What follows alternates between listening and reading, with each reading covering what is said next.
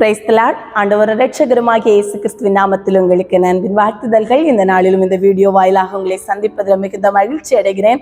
ஒரு நிமிடம் தலைகளை தாழ்த்தி ஜெபம் பண்ணி இந்த நாளின் வேத பாடத்துக்கு நேராக நம்ம கடந்து செல்லலாம். அன்பு ஏசப்பா, இந்த நாளில் உம்முடைய பாதத்தில் கடந்து வந்து அப்பா, இந்த புதிய வருடத்திலையும் அப்பா உம்முடைய வேதத்தை கற்றுக்கொள்ள, உம்முடைய வேதத்தின் மகத்துவங்களை தியானிக்க எங்களுக்கு கிருபை தந்தீரே. அதற்காக உமக்கு நன்றி ஆண்டவரே. அப்பா, நீங்க கூட இருங்க ஆண்டவரே. அப்பா, துவக்க முதல் முடிவு மட்டும், இந்த வருடத்தின் ஆரம்பம் முதல் முடிவு மட்டும் உம்முடைய கிருபையும் பிரசன்னம் எங்களோடு கூட இருக்கட்டும். உம்முடைய வேதத்தை உண்மையாய் நேர்த்தியாய் கற்றுக்கொண்டு இதிலே தேர்ந்தவர்களாய் மாற என் தேவாதி தேவன் நீர் எங்களுக்கு கிருபை தரும்படியாய் ஜெபிக்கிறோம். நீரை பொறுப்படுத்திக் கொள்ளுங்க. உம்முடைய நாம மாத்திரம் மகிமைப்படட்டும். மீட்பர் இயேசு கிறிஸ்துவின் நாமத்தில் ஜெபங்களும் நல்ல பிதாவே, ஆமென் ஆமென். இந்த புதிய வருடத்திலும் நம்ம முதலாவதாக இந்த பைபிள் ஸ்டடியில ஆரம்பிக்கிறோம். இன்றைக்கு நம்ம தானியேல் தீர்க்கதரிசன புத்தகத்திலிருந்து தான் கற்றுக்கொள்ள போகிறோம். எசேக்கியேல் தீர்க்கதரிசன புத்தகம் வரை கற்றுக்கொள்ள ஆண்டவர் நமக்கு கிருபை தந்தார். ஆண்டவருக்கு மகிமை உண்டாவதாக. தொடர்ந்து தானியேல் தீர்க்கதரிசன புத்தகத்திலிருந்து இந்த வருடம் எப்படியாவது பழைய ஏற்பாடை முடிக்க வேண்டும் என்ற நோக்கத்தோடு செயல்பட விரும்புகிறேன். ஆண்டவர் எப்படி நடத்துகிறாரோ அந்த பாதையில நம்ம செல்லலாம். இப்ப தானியேல் தீர்க்கதரிசன புத்தகம், இந்த தானியேல் தீர்க்கதரிசன புத்தகம் நம்ம அதிகமாய் அநேக நேரம் கற்றுக்கொண்டிருக்கிறோம். அதில் இருக்கிற கதைகள் நமக்கு நன்றாக தெரிந்த கதைகள். தானியேல், சாத்ராக், மேஷாக், அபேத்நேகோ என்கிற 4 நபர்களை குறித்து அதிகமாய் எழுதப்பட்டிருக்கிற அந்த தீர்க்கதரிசன புத்தகத்தை அதிகமாய் நம்ம கற்றுக்கொண்டிருக்கிறோம். அதிக நேரங்களில் நம்முடைய செய்திகளிலும் தானியேலை பற்றி அதிக பிரசங்கங்களை கேட்டிருக்கிறோம். அந்த புத்தகத்தை குறித்து தான் தியானிக்க போகிறோம். இதில் 12 அதிகாரங்களும் 357 வசனங்களும் காணப்படுகிறது. 12 அதிகாரங்கள் 357 வசனங்கள் காணப்படுகிறதா இப்போ இருக்கிறது. இந்த புத்தகத்துல என்னன்னா, ஒரு தொடர்ச்சியாக ஆண்டவரிடத்திலிருந்து வெளிப்படுத்துதல்களை பெற்ற ஒரு தீர்க்கதரிசி ஆகிய தானியேலினுடைய பெயரையே முன்வைத்து இந்த தீர்க்கதரிசன புத்தகம் ஆரம்பமாகிறது. ஏன்னா இந்த தானியேல் தீர்க்கதரிசி தான் இந்த புத்தகத்தை எழுதினார். அந்த தீர்க்கதரிசியினுடைய பெயரையே முன்வைத்து என்ன செய்கிறது, இந்த தானியேல் தீர்க்கதரிசன புத்தகம் காணப்படுகிறது. இந்த தீர்க்கதரிசன புத்தகத்துல அதிகமாக குறிப்பிடப்பட்டுள்ளது என்ன அப்படின்னு பார்த்தோம்னா, நம்ம ஏற்கனவே அதிகமாய் கற்றுக்கொண்டோம். இஸ்ரவேல் ஜனங்கள் பாபிலோனிய அடிமைத்தனத்துல 70 ஆண்டுகள் இருந்தார்கள் என்பதை நாம் தொடர்ந்து போன வருடங்களில் அதை தான் அதிகமாய் கற்றுக்கொண்டோம். அப்போ அந்த 70 வருட ஆண்டுகால அடிமைத்தனத்தை முன்வைத்து எழுதப்பட்ட தீர்க்கதரிசன புத்தகம் தான் இந்த தானியேல் தீர்க்கதரிசன புத்தகம். இந்த புத்தகத்துல 12 அதிகாரங்கள்ல 6 அதிகாரங்கள்லையும் சரித்திரங்கள் சொல்லப்பட்டிருக்கிறத நம்ம பார்க்க முடியும். அதுக்கப்புறம் மீண்டும் இருக்கிற 7 - 12 வரை உள்ள அதிகாரங்களில் தீர்க்க தரிசன வார்த்தைகள் அதிகமாக சொல்லப்பட்டிருக்கிறதை நம்ம பார்க்க முடியும். இதுல அதிகமாக சொப்பனங்களின் அர்த்தங்களும் தரிசனங்களையும் ஆண்டவர் ஜனங்களுக்கு காண்பிக்கிறதை தான் நாம் அதிகமாக இந்த புத்தகத்திலே நாம் காண முடியும். இந்த புத்தகத்துல என்னன்னா, தானியேல் எங்க இருக்கிறார், ஒரு ராஜா அரண்மனையில இருந்து தீர்க்கதரிசனம் சொல்லுகிறதை நம்ம பார்க்க முடியும். இந்த 4 பெரிய தீர்க்கதரிசிகளை சற்று நம்ம யோசித்து பார்ப்போம் என்றால், ஏசாயா, எரேமியா, எசேக்கியேல், தானியேல், இந்த 4 பேரும் ஒரு பெரிய தீர்க்கதரிசிகளாக இருந்தவர்கள். இந்த ஏசாயா என்ன செய்தார், அழிவுக்கு முன்பாக அழிவு வரும் என்பதை தீர்க்கதரிசனம் உரைத்த ஒரு தீர்க்கதரிசி. அழிவு வருவதற்கு முன்பாகவே இப்படிப்பட்ட அழிவுகள் நடக்கப்படுகிறது, மனம் திரும்புங்கள் என்று தீர்க்கதரிசனம் உரைக்கும்படியாக ஏசாயாவை ஆண்டவர் ஏற்படுத்தினார். எரேமியா என்ன செய்தார் என்றால், அழிவு நடந்து கொண்டிருக்கும் போது அந்த காலகட்டத்திலேயே என்ன செய்தார் என்றால் தீர்க்கதரிசனம் உரைத்துக் கொண்டிருந்தார். எசேக்கியேல் என்ன செய்தார் என்றால், அழிவு நடந்த பின்பு பாபிலோனிய அடிமைத்தனத்திலிருந்து, அதாவது அடிமைத்தனத்திலிருந்து ஜனங்களுக்குள்ளாக இருந்து, அடிமைத்தனத்தில் இருக்கிற ஜனங்களுக்குள்ளாக இருந்து தீர்க்க தரிசனம் உரைத்தவர். ஆனால் இந்த தானியேல் என்னவென்றால், ராஜா அடிமைத்தனத்தில் இருந்து, அடிமைத்தனத்தின் நாட்களிலே அடிமைத்தனத்தில் இருந்து கொண்டு ராஜா அரண்மனையில் இருந்து தீர்க்க தரிசனம் உரைத்தவர். அவர் ஆண்டவருடைய திட்டங்களை நம்ம இந்த தீர்க்கதரிசிகளை கொண்டு ஆண்டவர் எவ்வளவு நல்லவராய் செயல்படுகிறார் என்பதை நாம் இந்த வேதத்தில் வாசிக்கும் போது கற்றுக்கொள்ள முடியும். அழிவு வரும் முன்னாக அழிவு வரப்போகிறது என்று சொல்வதற்காக ஒரு தீர்க்கதரிசி ஆண்டவர் ஏற்படுத்தினார். அடுத்ததாக அழிவு நடந்து கொண்டிருக்கும் போது ஜனங்களை திடப்படுத்தவும் தேற்றவும் ஜனங்களை மனம் திரும்ப வைக்கும் ஆண்டவர் ஒரு தீர்க்கதரிசியை ஏற்படுத்தினார். அழிவுக்கு பின்பாக ஜனங்களுக்குள்ளாக தீர்க்க தரிசனம் உரைக்கவும் ஆண்டவர் தீர்க்கதரிசியை ஏற்படுத்தினார். அரண்மனைக்குள்ள ராஜா அரண்மனைக்குள்ளாக தீர்க்கதரிசியை உரைக்கவும் தீர்க்கதரிசி ஆண்டவர் ஏற்படுத்தினார். அப்படி ராஜா அரண்மனைக்குள்ளே தீர்க்க தரிசனம் உரைத்துக் கொண்டிருந்த தீர்க்கதரிசி தான் இந்த தானியேல் தீர்க்கதரிசி என்பதை நம்ம பார்க்க முடியும். இந்த புதிய ஏற்பாட்டுல வெளிப்படுத்தல் புத்தகம் எப்படி இருக்குதோ அப்படிதான் இந்த பழைய ஏற்பாட்டுல தானியேல் தீர்க்கதரிசன புத்தகத்தை பார்க்கறாங்க. ஏன்னா பின்வர அழிவுகளை குறித்து, இரண்டாம் வருகையை குறித்து, அதிகமாய் மேசியாவின் வருகை குறித்து அதிகமாய் சொல்லப்பட்ட ஒரு தீர்க்கதரிசன புத்தகம் தான் இந்த தானியேல் தீர்க்கதரிசன புத்தகமாய் காணப்படுகிறது.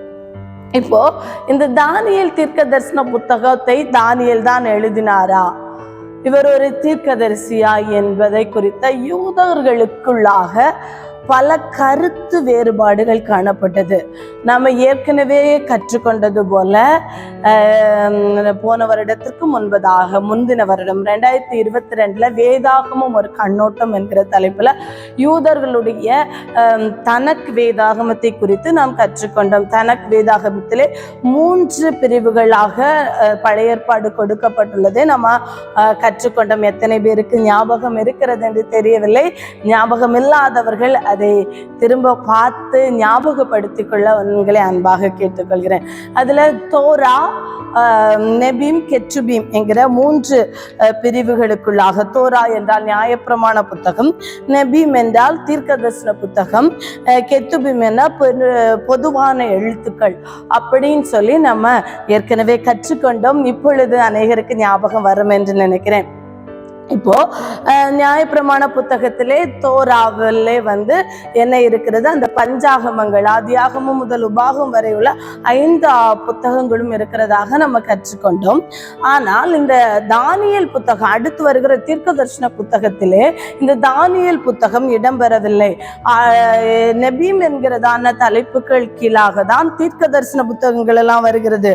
அதாவது யோசுவா, சாமுவேல், நியாயாதிபதிகள், ராஜாக்கள், ஏசாயா, எரேமியா, எசேக்கியா, ஓசியா டு மல்கியா வரைக்கும் உள்ள சிறிய தீர்க்கதரிசிகள் இதெல்லாம் ஒரே புத்தகமாக, யோசுவா ஒரு புத்தகம், சாமுவேல் நம்முடைய வேதாகமத்திலே 1 சாமுவேல் 2 சாமுவேல் என்று குறிப்பிடப்பட்டுள்ளது, ஒரே சாமுவேல் என்கிற புத்தகமாக காணப்படுகிறது.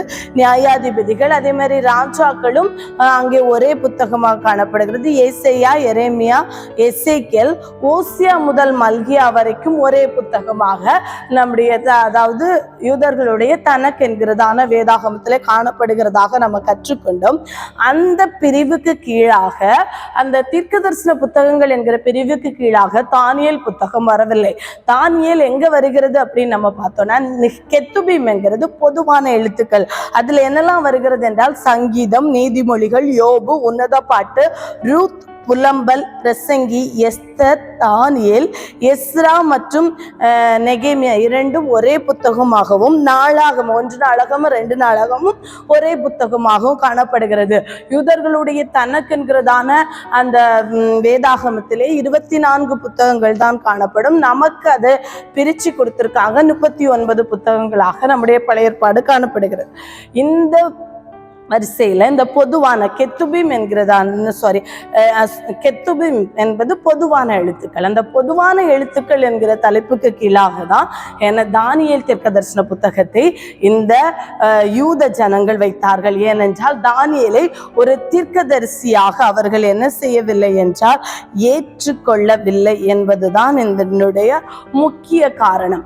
ஆனால் ஆண்டவராகிய இயேசு கிறிஸ்து மத்தேயு 24:12 தானியேலை தீர்க்கதரிசியாக ஆண்டவர் என்ன செய்கிறார் சொல்லுகிறதை நம்ம பார்க்க முடியும். 24:12 அதிகாரத்திலே வாசித்து பார்க்கும்போது பாழாக்குகிற அருவருப்பை குறித்து தானியேல் தீர்க்கதரிசி சொல்லி இருக்கிறானே. அப்ப ஆண்டவர் யாரை? தானியேலை ஒரு தீர்க்கதரிசியாக பார்த்தார்.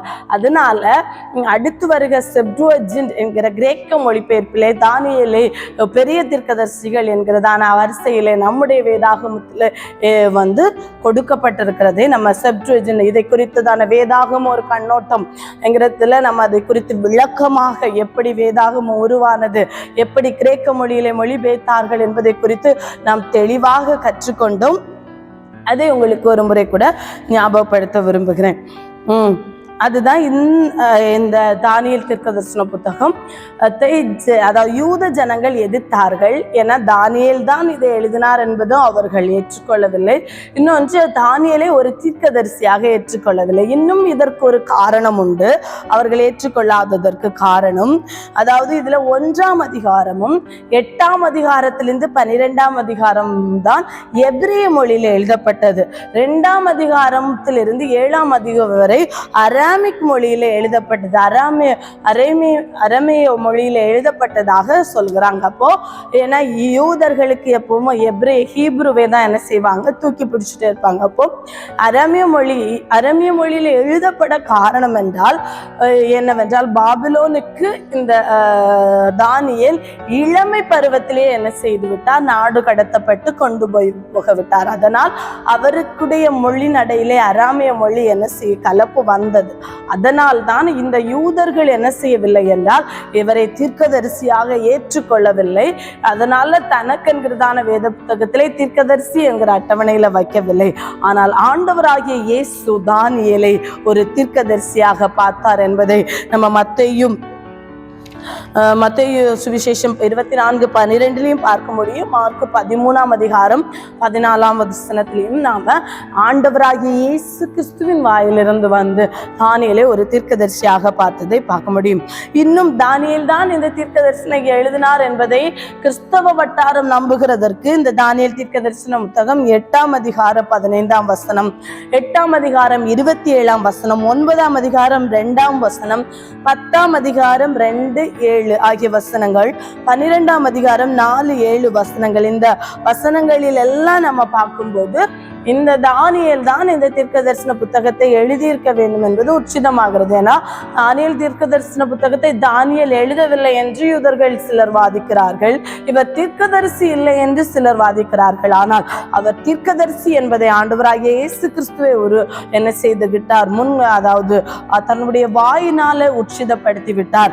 ஆனால் அவர் தான் எழுதினார் என்பதற்கு இந்த தானியேல் தீர்க்கதரிசன புத்தகத்திலேயும் ஆதாரங்கள் இருப்பதனால தானியேல் தீர்க்கதரிசி தான் இந்த புத்தகத்தை எழுதியிருக்க வேண்டும் என்கிறது கிறிஸ்தவ வட்டாரத்தின் நம்பிக்கையாக காணப்படுகிறது.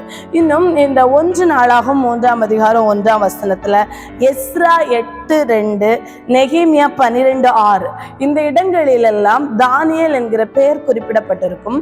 ஆனால் இந்த தானியேலுக்கும் இந்த தீர்க்கதரிசி ஆகிய தானியேலுக்கும் என்ன செய்ய சம்பந்தம் இல்லை.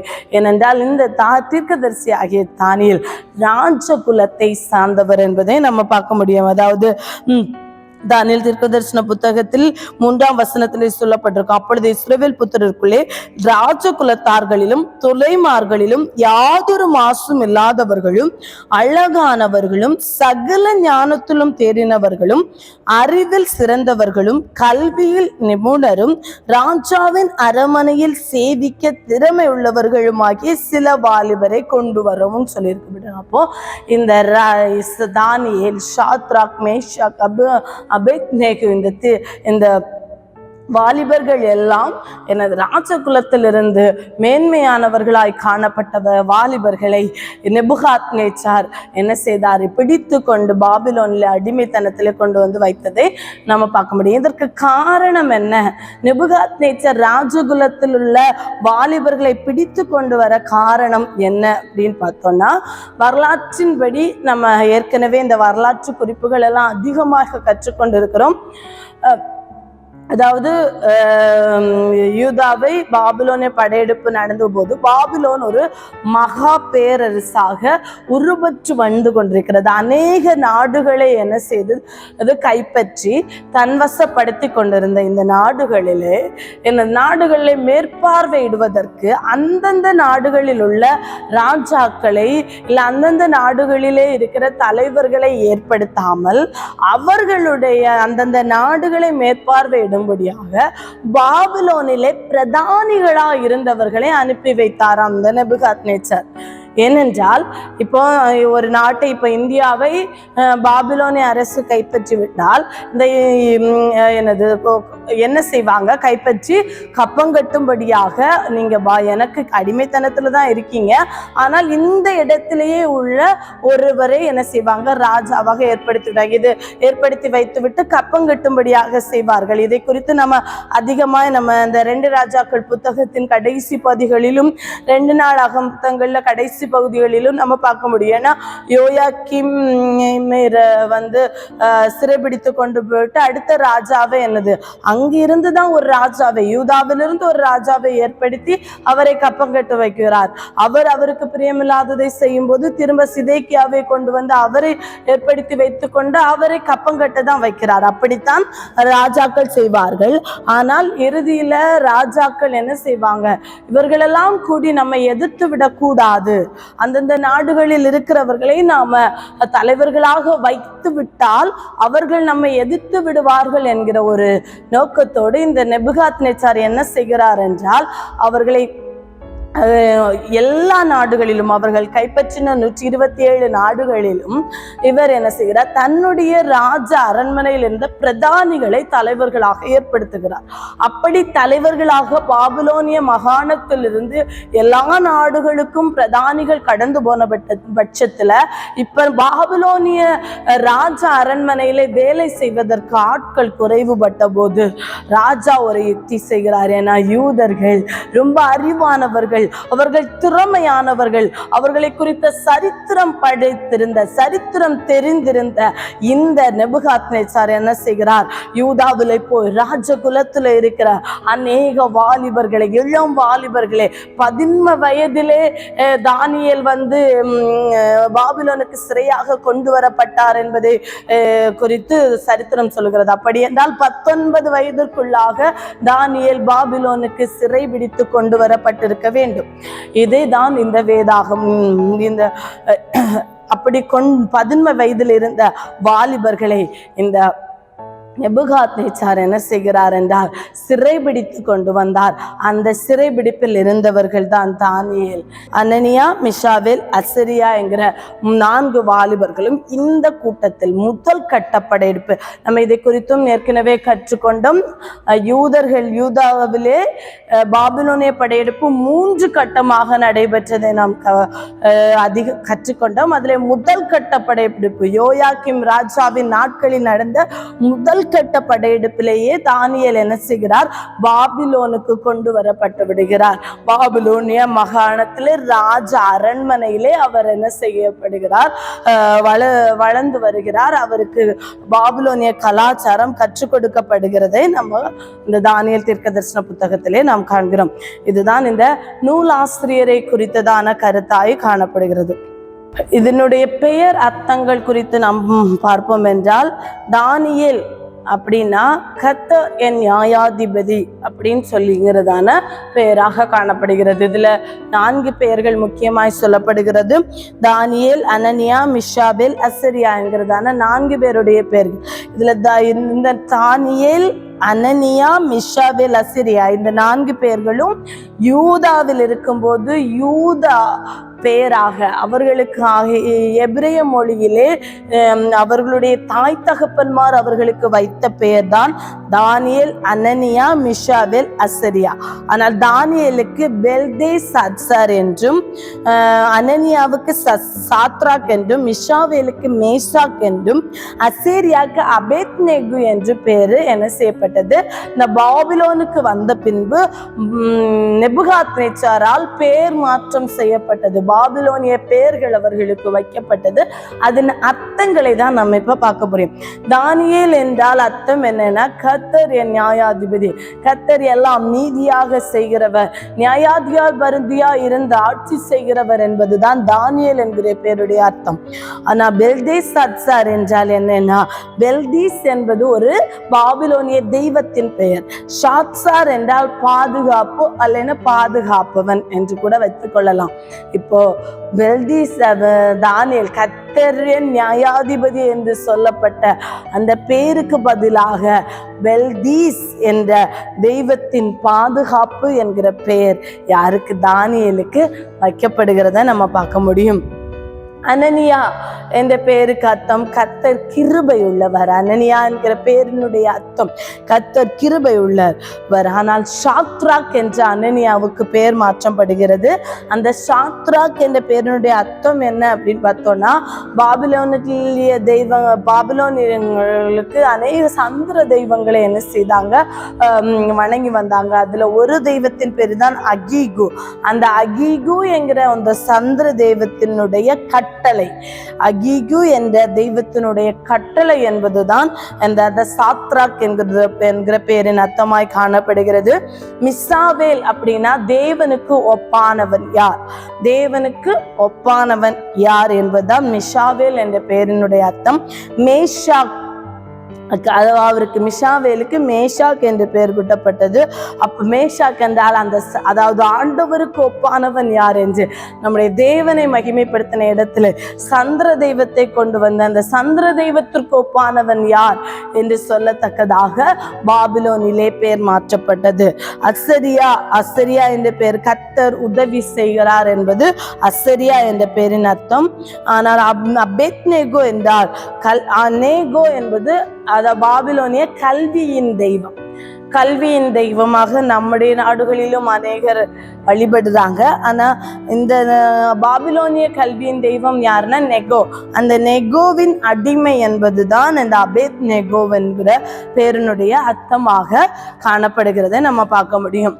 இந்த தானியேல் தீர்க்கதரிசன புத்தகத்துல 6 புறஜாதிகளை குறித்து பெயர்கள் சொல்லப்பட்டிருக்கும். இதுல அதிகமாக நெபுகாத்நேச்சாரையும் தரியு ராஜாவையும் குறித்து தான் சொல்லப்பட்டிருக்கும். மற்ற பெயர்கள் எல்லாம் சொல்லப்பட்டிருக்கும். நெபுகாத்நேச்சார் யார் என்று நமக்கு தெரியும். பாபிலோன், அதாவது யூத ராஜாவை வீழ்த்திய பாபிலோனிய அரசு. அந்த நாட்களிலே பாபிலோனிய ராஜாவாக இருந்தவர் நெபுகாத்நேச்சார்.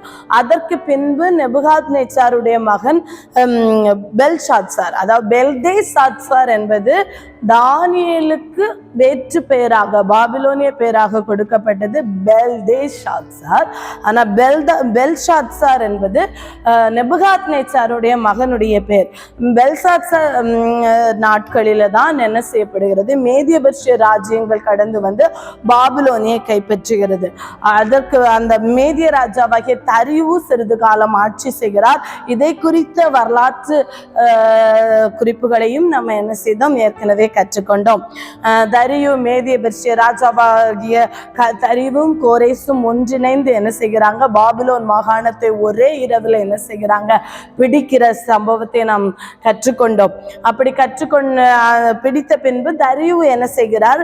ராஜாவாக ஆட்சி செய்கிறார். அதன் பின்பு கோரேசுக்கு, அதாவது சரித்திரம் என்ன செய்கிறது? தரியுவின் மகளை பெர்ஷிய ராஜாவாகிய கோரேசுக்கு திருமணம் செய்து கொடுத்து பரிசாக நாடுகளை என்ன செய்தார்? தரியு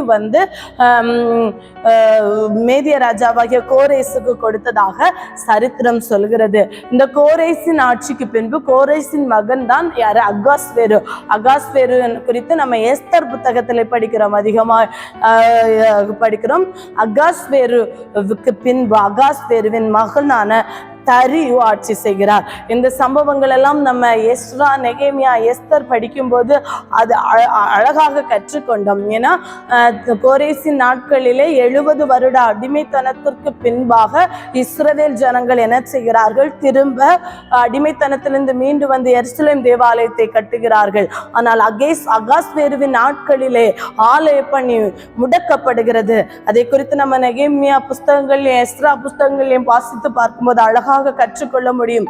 அகாஸ்வேரு நாட்களிலே வஸ்தியின் சூழ்ச்சியினால், அதை என்ன சொல்கிறார்கள் என்றால், வஸ்தியின் சூழ்ச்சியினாலே தேவனுடைய ஆலயம் கட்டுவது நிறுத்தப்பட்டது.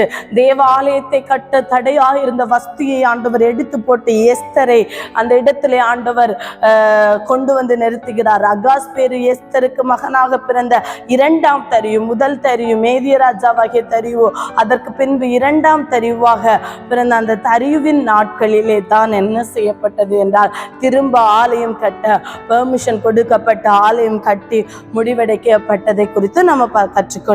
எந்த ராஜாக்களின் காலத்திலே என்னன்னா, ராஜ அரண்மனையிலே, குறிப்பாக நெபுகாத்நேச்சாருடைய நாட்களிலும் தரியு கோரேஸ் நாட்களிலும் பிரதானியாக, அதாவது பிரதானிகளிலும் தலைவராக இருந்தவர் தான் இந்த தானியேல் என்பதை தான் நம்ம கற்றுக்கொள்கிறோம். இந்த புத்தகத்துக்குள்ளாக ஒவ்வொரு அதிகாரமாய் நாம் கற்றுக்கொள்ளும் போது இன்னும் விளக்கமாக நம்ம கற்றுக்கொள்ள ஆண்டவர் நமக்கு கிருபை தருவாராக. இந்த இன்ட்ரோடக்ஷன் புரிஞ்சிருக்கும்னு நினைக்கிறேன். இந்த அடிப்படையிலே நம்ம இந்த வேதத்தை, தானியேல் தீர்க்கதரிசன புத்தகம் முழுவதையும் கற்றுக்கொள்வோம்.